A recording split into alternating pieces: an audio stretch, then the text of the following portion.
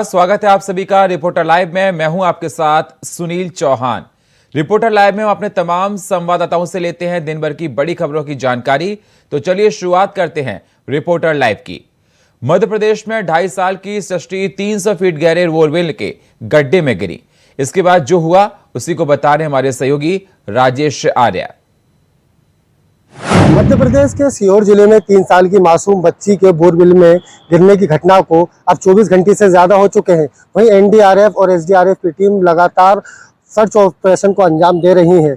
इतनी मशक्कत के बाद अब खुद आर्मी ने मोर्चा संभाला है। वहीं मुख्यमंत्री शिवराज सिंह चौहान पूरे इस मामले में मॉनिटरिंग कर रहे हैं कि ताकि बच्ची को सुरक्षित बाहर निकाला जा सके। कैमरामैन सलमान के साथ भोपाल से राजेश आर्य की रिपोर्ट, इंडिया वॉइस। गाजियाबाद के हिंडन विहार में पन्नी के गोदाम में भीषण आग लग गई। खबर पर ज्यादा जानकारी दे रहे हमारे संवाददाता नदीम शाहीन। गाजियाबाद के हिंडन विहार इलाके में पन्नी के गोदाम में भयंकर आग लगने से मचा हड़कंप। आपको बता दें, गाजियाबाद के हिंडन विहार इलाके में एक पन्नी का गोदाम था जिसमें भयंकर आग लग गई, जिसके बाद वहां पर गली के लोगों ने आग बुझाने का प्रयास किया, लेकिन वो असफल रहे। कहीं ना कहीं पुलिस को इसमें सूचना दी गई। फायर ब्रिगेड की 2 गाड़ियां मौके पर पहुंची, जिन्होंने कड़ी मशक्कत के बाद आग पर काबू पाया। हालांकि बताया जा रहा है कि आग के अभी कारणों का पता नहीं लग पाया है, किस कारण आग लगी थी, लेकिन आग पर काबू पा लिया गया है। फिलहाल किसी की कोई जनहानि नहीं है। अपने सहयोगी माइक के साथ मैं नदीम शाहीन, इंडिया वॉइस, गाजियाबाद। कोटद्वार के अस्पताल में डॉक्टर की कमी के कारण पहाड़ों से आने वाले मरीजों को परेशानी का सामना करना पड़ रहा है। क्या है पूरा मामला, इसी को बता रहे हमारे संवाददाता अंजना गोयल। कोटद्वार का बेस अस्पताल पहाड़ों के लिए लाइफलाइन कहा जाता है, लेकिन जो अस्पताल खुद ही वेंटिलेटर पे है तो वो मरीजों की इलाज क्या कर पाएगा। 2 माह पहले लगभग रितु खंडूरी ने कहा था कि दिल्ली के एम्स से कोटद्वार के बेस अस्पताल को जोड़ दिया जाएगा, लेकिन वो योजना अभी तक धरातल पर कहीं नजर नहीं आ रही है। यहाँ तक कि उस मामले में, उस योजना को लेकर अभी तक कोई पत्राचार तक भी नहीं हुआ है। आप हॉस्पिटल की बिल्डिंग को देख करके कहेंगे कि शायद यहाँ पर सभी सुख सुविधाएं हैं, लेकिन जब डॉक्टरों की यहाँ पर स्थिति देखते हैं तो यहाँ पर ना तो डॉक्टर ठीक से हैं और ना ही यहाँ पर स्टाफ है। जहाँ हम अगर अच्छे डॉक्टरों की बात करते हैं तो आए दिन उनकी वीआईपी ड्यूटियां लग जाती हैं, जिसके कारण पहाड़ों से आने वाले मरीजों को काफी परेशानी का सामना करना पड़ता है और आए दिन वे लोग इधर उधर भटक करके और चले जाते हैं। कई बार उनका कहना यह भी होता है कि हम लोग ऊपर से जब पहाड़ों से आते हैं तो गाड़ी ना मिलने के कारण हमें और ज्यादा परेशानी होती है। कोटद्वार से अंजना गोयल की रिपोर्ट। गाजियाबाद में धर्मांतरण का मामला तूल पकड़ता जा रहा है। क्या कुछ अपडेट है, इस खबर को बता रहे हमारे संवाददाता नदीम शाहीन। गाजियाबाद में धर्मांतरण का मामला तूल पकड़ता जा रहा है। आपको बता दें, गाजियाबाद पुलिस ने इससे पहले भी एक गिरफ्तारी की, जिसके बाद गाजियाबाद पुलिस का एक खुलासा हुआ था। उसमें एक मौलवी को गिरफ्तार किया गया था। मौलवी की गिरफ्तारी के बाद अब शाहनवाज उर्फ बद्दो का नाम आ रहा था, जिसके लिए एक टीम मुंबई के महाराष्ट्र भेजी हुई थी, जिसमें टीम ने पूरी तरीके से जाल बिछाया हुआ है। हालांकि 10 जगह कम से कम इसमें दबिश घेरी गई है, जिसके बाद अभी तक शाहनवाज उर्फ बद्दो पुलिस की गिरफ्त से बाहर है। हालांकि बताया जा रहा है कि उसकी एक तस्वीर जो है वो कहीं ना कहीं गाजियाबाद पुलिस के हाथ लगी है, जिसके माध्यम से गाजियाबाद पुलिस उसको तलाश कर रही है। हालांकि जब गाजियाबाद पुलिस से इस बारे में बात की गई तो उन्होंने बताया कि इस तस्वीर के माध्यम से भी वो ढूंढने का प्रयास कर रहे हैं। हालांकि गुजरात से भी इसके कुछ इंटेंशन मिली है, जिससे गुजरात में भी काफी लोगों का धर्मांतरण कराया गया है। वहां से भी कुछ कॉल रिकॉर्डिंग आई है, कुछ लोगों से बातचीत हुई है गाजियाबाद पुलिस की। हालांकि इसमें एटीएस की भी जांच चल रही है। कई अहम बड़े खुलासे हो सकते हैं। गाजियाबाद पुलिस का दावा है कि बहुत जल्दी शाहनवाज उर्फ बद्दो पुलिस की गिरफ्त में होगा और कई बड़े खुलासे हो सकते हैं। हालांकि गाजियाबाद में एक नाबालिग जो कि 17 साल का बच्चा था, जिसका धर्मांतरण हुआ था, उसके बाद कई खुलासे गाजियाबाद, पंजाब और हरियाणा और चंडीगढ़ में इसके कई खुलासे हुए हैं। कई लोगों को धर्मांतर कराया गया है। इसी मामले को लेकर गाजियाबाद पुलिस बड़ी अपडेट, गाजियाबाद पुलिस की तरफ से जो शाहनवाज उर्फ बद्दो का फोटो है वो वायरल किया गया है, जिसके बाद अब गाजियाबाद पुलिस कह रही है बहुत जल्दी ही इसमें गिरफ्तारी होगी। अपने सहयोगी माइक के साथ मैं नदीम शाहीन, इंडिया वॉइस, गाजियाबाद। गाजीपुर में परिजनों ने एसपी कार्यालय पर महिला का शव रखकर प्रदर्शन किया। क्या है पूरा मामला, इसको बता रहे हैं हमारे संवाददाता सुशील तिवारी। महिला की मौत के बाद परिजनों ने काटा बवाल। गाजीपुर एसपी कार्यालय के ठीक सामने ही शव को रख दिया। यह मामला है गाजीपुर जिले के थाना खानपुर के अंतर्गत मधुबन गांव का मामला, जहां पर रात को पुलिस जाती है दबिश देने के लिए, विकास यादव को पकड़ने के लिए। उसी समय विकास यादव की पत्नी जब दरवाजा खोलती है, उसी समय पुलिस की हाथापाई छीना झपटी में नंदिनी यादव की मौत हो जाती है, जो परिवार वालों का कहना है। उसके बाद सुबह में परिवार वालों ने गाजीपुर एसपी कार्यालय के ठीक सामने ही धरना देना शुरू कर दिया और वहां पर उनकी मांग थी कि उन तीनों पुलिस कर्मियों पर कार्रवाई होनी चाहिए। उसके बाद मीडिया के सामने जब ओमवीर सिंह आए तो उन्होंने बताया कि उन तीनों ही पुलिस कर्मियों पर दंडात्मक कार्रवाई की गई है और उनको निलंबित कर दिया गया है। गाजीपुर जिले का यह मामला था, थाना खानपुर के अंतर्गत, जो कि मधुबन गांव में, जहां पर विकास यादव को जब पुलिस ढूंढने के लिए जाती है उसी समय मृतका नंदिनी यादव से पुलिस की हाथापाई हो जाती है और उसी समय नंदिनी यादव का इंतकाल हो जाता है। और वहां पर परिवार वालों का कहना था, उन्होंने मुआवजे की मांग भी रखी, लेकिन एसपी ने साफ कहा कि उन पुलिसकर्मियों पर उच्च स्तरीय जांच भी बैठाई गई है। मामला जो भी आएगा उसे हम बताएंगे, लेकिन अब तक की जो खबर मिल रही है वह यही है कि तीनों ही पुलिसकर्मियों को नंदिनी यादव की मौत के बाद उनको निलंबित कर दिया गया है। गाजीपुर से इंडिया वॉइस की रिपोर्ट, मैं सुशील तिवारी। कुशीनगर में अमडरिया नहर पुलिया के पास हुई मुठभेड़ में पुलिस की गोली से 2 अपराधी घायल हो गए। क्या है पूरा मामला, इसी को बता रहे हमारे संवाददाता उदेश मल। कुशीनगर बिहार प्रांत का सीमावर्ती जनपद है। इसका नतीजा यह है कि बिहार के अपराधी अक्सर कुशीनगर में प्रवेश कर जाते हैं और अपराध को अंजाम देकर बिहार में फिर वापस चले जाते हैं। तमाम बड़े अपराधों में बिहारी अपराधियों का नाम आता रहा है। बीती रात बिहार प्रांत के कटिहार जनपद निवासी कई अपराधी अपराध करने की नीयत से कुशीनगर जनपद में प्रवेश किए। पुलिस को इस बार अपराधियों के आने की खबर लग चुकी थी। 3 थानों की पुलिस पहले से इनकी घेराबंदी कर रखी थी। नतीजा यह हुआ कि रामकोला थाना क्षेत्र के अमडरिया नहर पर अपराधियों की और पुलिस के बीच मुठभेड़ हो जाती है। 2 बिहार के 2 अपराधी घायल हो जाते हैं, उनको पैर में गोली लगती है। घायल अपराधी बिहार प्रांत के कटिहार जनपद के कोड़ा थाना क्षेत्र अंतर्गत के रहने वाले हैं। मुठभेड़ में के बाद पुलिस दोनों अपराधियों को गिरफ्तार कर लेती है और उनके पास एक बाइक, 48,000 से ज़्यादा रुपए और कट्टा, कारतूस, तमाम चीज़ें बरामद करती है। इंडिया वॉइस के लिए कुशीनगर से अवधेश मल।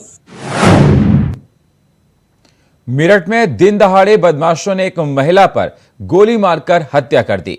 खबर पर ज्यादा जानकारी दे रहे हैं हमारे संवाददाता अमित सैनी। मेरठ में एक ऐसा मामला सामने आया है कि जहां दिन दहाड़े एक महिला को बदमाशों ने गोली मारकर हत्या कर दी। मामला मेरठ के थाना टीपी नगर के न्यू मेवला कॉलोनी का है, जहां पर अंजिल नाम की महिला को बदमाशों ने गोली मारकर हत्या कर दी। घटना को उस वक्त अंजाम दिया जब महिला घर से दूध लेने के लिए निकली थी और जब दूध लेकर वो वापस लौटी तभी बदमाशों ने पीछे से आकर उसके सर में गोली मारकर घटना को अंजाम दिया। वहीं पुलिस की जांच पड़ताल में पता चला है कि महिला का अपने पति से विवाद चल रहा था और काफी समय से वो अपने पति के बिना अकेली घर में रह रही थी और जिस घर में वो रह रही थी वो उसके ससुर का था। वहीं मकान को संपत्ति के विवाद को लेकर भी कोर्ट में मामला चल रहा था। फिलहाल पुलिस कई बिंदु पर जांच कर इस हत्या का खुलासा करने की बात कर रही है, लेकिन बात की जाए तो जिस तरह से बदमाशों ने घटना को अंजाम दिया, साफ तौर से उस क्षेत्र की इन्होंने रेकी की होगी। उन्हें मालूम था कि सुबह के वक्त महिला अपने घर से दूध लेकर निकलेगी तभी इस घटना को अंजाम दिया जाएगा। इस बात से आप अंदाजा लगा सकते हैं कि मेरठ पुलिस क्राइम को लेकर कितना चौकस है।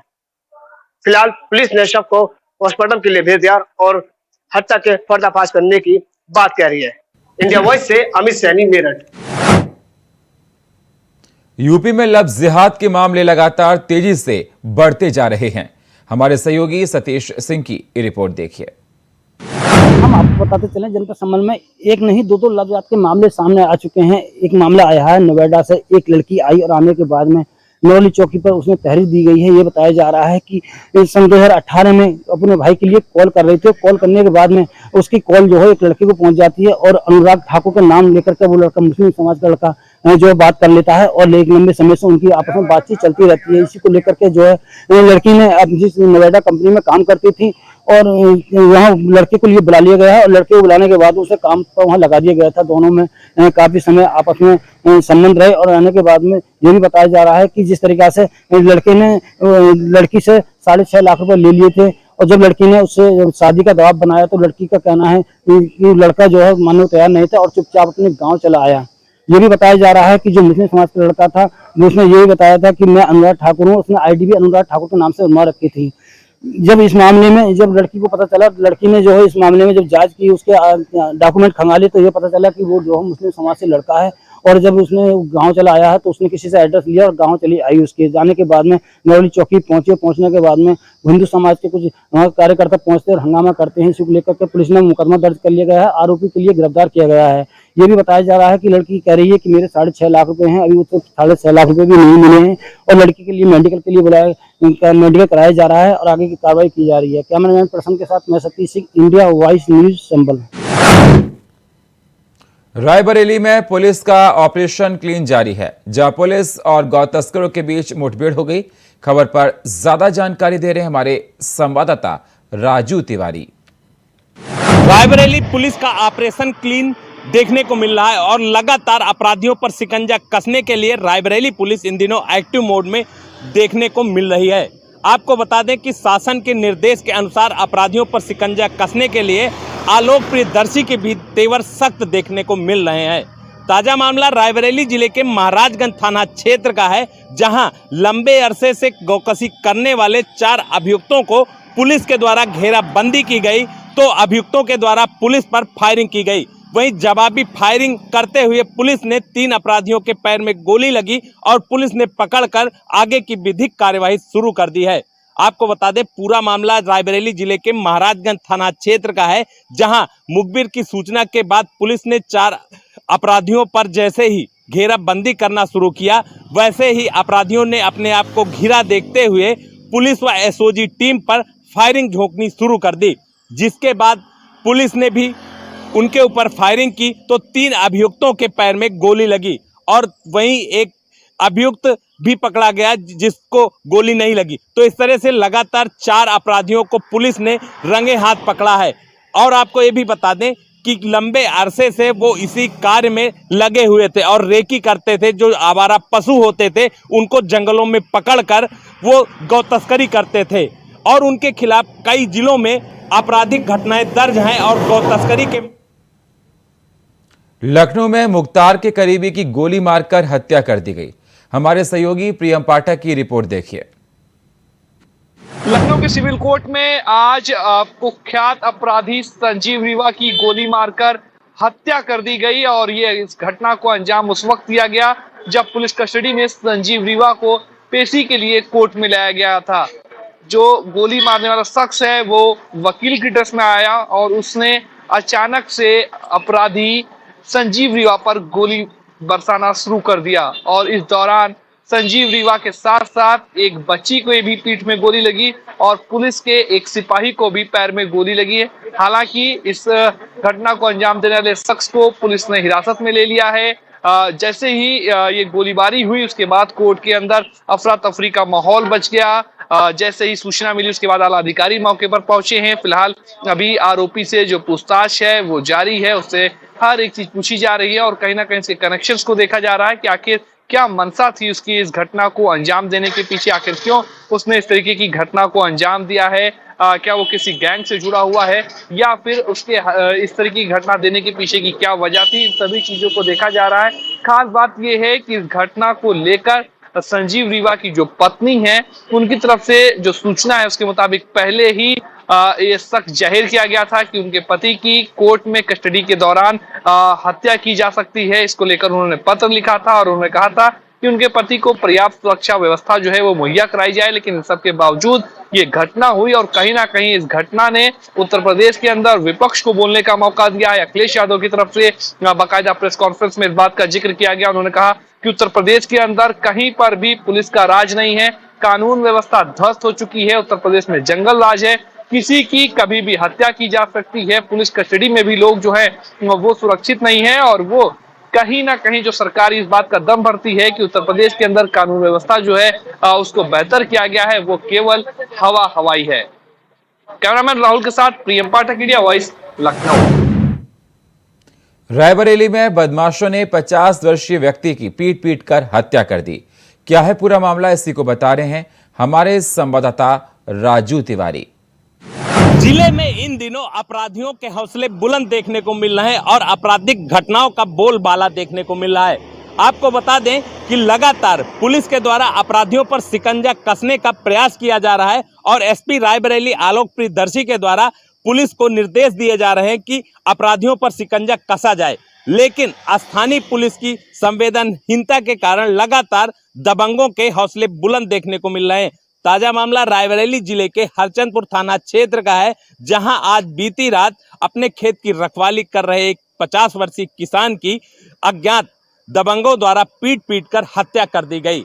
आपको बता दें, जैसे ही पूरे घटना की सूचना और जानकारी स्थानीय लोगों के द्वारा पुलिस को दी गई, घटना स्थल पर अपर पुलिस अधीक्षक नवीन कुमार सिंह पहुंचे और वहीं फॉरेंसिक टीम भी पहुंची, जिसके बाद वहां पर साक्ष्य इकट्ठा करने का प्रयास किया गया। लेकिन पूरी घटना के बाद स्थानीय लोगों में रोष देखने को मिला है। वहीं अपर पुलिस अधीक्षक नवीन कुमार सिंह ने बताया है कि यहां पर फॉरेंसिक टीम व एसओजी व कई टीमें गठित कर दी गई हैं, जिसके मामले में पूरे मिर्जापुर में हैवानियत का बड़ा खेल देखने को मिला। हमारे सहयोगी कमलेश तिवारी की आप ये रिपोर्ट देखिए। मां विंध्यवासिनी दर्शन के लिए अलीगढ़ से आए हुए एक परिवार मां विंध्यवासिनी के दर्शन के लिए आए थे, पर वहां पर एक सरकारी पंडित जिसे राज पुरोहित कहते हैं, उनके यहाँ माला फूल लिए और मां विंध्यवासिनी के दर्शन किए। पर वहां आने के बाद फिर वो पुरोहित बोले कि उनकी पत्नी से कि जो एक जो बुजुर्ग उनकी पत्नी बोले कि आइए हम आपको एक साइड में एक कमरे में दर्शन कराते हैं। वो दर्शन के लिए राजी हो गए। दूसरी तरफ उनके बहू को बोला गया कि आइए इस कमरे में हम आपको दर्शन कराते हैं, बाकी परिवार को बाहर कर दिया जाता है। उसी में उनकी बहू के साथ अश्लील हरकतें करते का सामने आया। बस उनकी बहू ने चिल्लाई और उन्होंने बताया कि मेरे साथ ये गलत किया जा रहा है। इसी पर चारों तरफ से भीड़ लग गई है। भीड़ का साथ में जो है कि आपको बताते चले विंध्यवासिनी धाम के जो सुरक्षा कर्मी वो भी साथ में रहे। अब ये देखा जाता है पुलिस क्या कार्रवाई करती है, पर इनको राज पंडा के ऊपर और मिला पुलिस ने पूरी तरह से जांच बैठा दी। जांच में जो सच सामने आता है उस पर कड़ी से कड़ी कार्रवाई की जाएगी। मिर्जापुर से कमलेश कुमार, इंडिया वॉइस के लिए। सिद्धार्थनगर में उस समय हड़कंप मच गया जब दो पक्षों में भिड़ंत हो गई। हमारे सहयोगी राकेश यादव की रिपोर्ट देखिए। के पकड़िगवा गांव का मामला है। 5 मई को बारात आती है। बारात में जो है छीटा कसी को लेके दो पक्षों में दूसरे दिन मारपीट होती है, जबकि पहले ही दिन पुलिस इस मामले को लेकर सुलह समझौता करवा देती है, लेकिन दूसरे दिन दोनों पक्ष लाठी डंडों से मारपीट करते हैं, जिसमें 6 लोग गंभीर रूप से घायल हो जाते हैं। घायलों का इलाज जिला अस्पताल में चल रहा है और हालत गंभीर बताई जा रही है। मामला बारात आई थी 5 मई को, जो बारात में गांव के लोगों ने कुछ छीटा कसी की। बारात के जो बाराती आए थे आगरा में एक लड़की के साथ विशेष समुदाय के युवक ने बदतमीजी की है। क्या है पूरा मामला, इसी को बता रहे हैं हमारे संवाददाता मनीष गर्ग। को लगातार खराब करने का प्रयास किया जा रहा है। दरअसल मैं बता दूं, साची हत्याकांड के बाद फिर कहीं ना कहीं अभी जो सहोदी हैं, लोग हैं, जो विशेष समुदाय के लोग हैं, कहीं थमने का नाम नहीं ले रहे थे। ऐसा ही एक मामला थाना लोहा मंडी क्षेत्र की आजमगंज चौकी का है, जहां पर एक युवती पूजा करके लौट रही थी, उसके साथ बदतमीजी की गई थी। जब उसने विरोध किया तो हाथापाई की गई। तो कहीं ना कहीं ऐसे जो मामले हैं वो लगातार सामने आ रहे हैं। जब हाथापाई जैसी घटनाएं हैं तो कहीं ना कहीं जब विशेष समुदाय के जो लोग हैं सहोदी। बरेली के पीलीभीत जिले में तैनात दरोगा पर एक महिला ने अश्लील बातें करने का आरोप लगाते हुए एफआईआर दर्ज कर ली है। क्या है पूरा मामला, इसी को बता रहे हमारे संवाददाता सनी गोस्वामी। बरेली से पुलिस महकमे में एक बड़ा मामला सामने आया। आपको बता दें, एक महिला ने शिकायत करी है, एडीजी ऑफिस में शिकायत करी है, एक दरोगा की शिकायत करी है।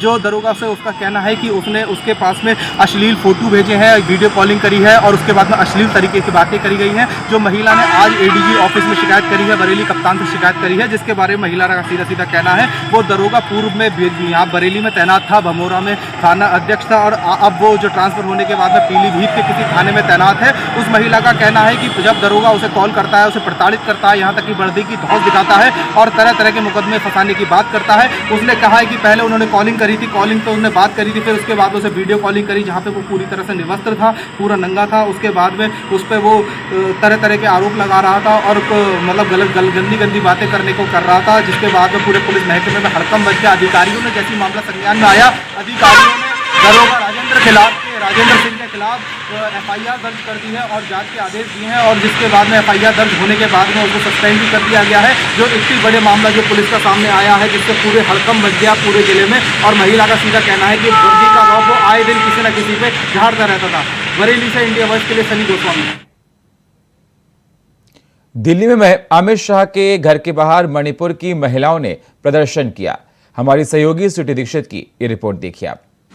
मणिपुर में जो हिंसा की तस्वीर निकल के आई थी, अब वो दिल्ली तक पहुंच गई है। जी हाँ, दिल्ली में इसकी सुलग अब देखने को मिल रही है क्योंकि गृह मंत्री अमित शाह के घर के बाहर अब कुमी समाज के लोगों ने लगातार प्रदर्शन करना शुरू कर दिया। उनके हाथों में पोस्टर भी है जिसमें साफ तौर पे लिखा है कि आर्टिकल 356 चाहिए, हमें आर्टिकल 355 नहीं चाहिए। बता दें, आर्टिकल 356 वो होता है जब किसी राष्ट्रपति द्वारा राज्य सरकार में राष्ट्रपति शासन लगाया जाता है और आर्टिकल 355 वो होता है जब केंद्र सरकार द्वारा कानून को निर्धारित किया जाता है, कानून के व्यवस्था को देखा जाता है किसी राज्य में। ऐसे में अब कुमी समाज के लोग साफ तौर पे कह रहे हैं कि कई परिवार उजड़ चुके हैं और लगातार ये हिंसा भड़कती हुई नजर आ रही है। पैरामिलिट्री की फोर्स भी मणिपुर में तैनात कर दी गई है और पूरे राज्य को अलर्ट मोड पे डाल दिया गया है। कई जगह हिंसा हो रही है, अभी भी इंटरनेट सेवाएं बाधित है जो कि 10 जून के बाद से खुलेंगी, ये जानकारी निकल के सामने आ रही है। ऐसे में तमाम सवाल उठते हुए नजर आ रहे हैं। कुमी समाज के लोग ये भी कह रहे हैं कि गृह मंत्री के घर पे हमारे समाज के लोग इकट्ठा हो, लगातार गुहार लगाई कि ये जो तस्वीर निकल के सामने आ रही है मणिपुर से, ये काफी विचलित करने वाले हैं। ऐसे में कई परिवार लगातार उजड़ रहे हैं, पलायन हो रहे हैं और ऐसे में लगातार उनके घर के बाहर प्रदर्शन हो रहा है। अब देखना होगा ये प्रदर्शन कितने दिनों तक चलेगा क्योंकि ये मामला अब लगातार सुलगता हुआ आगे बढ़ता हुआ नजर आ रहा है। कैमरा पर्सन निकी के साथ स्वीटी दीक्षित, इंडिया वॉइस। और रिपोर्टर लाइव में इतना ही। बाकी खबरों के लिए आप बने रहिए इंडिया वॉइस के साथ। तब तक के लिए नमस्कार।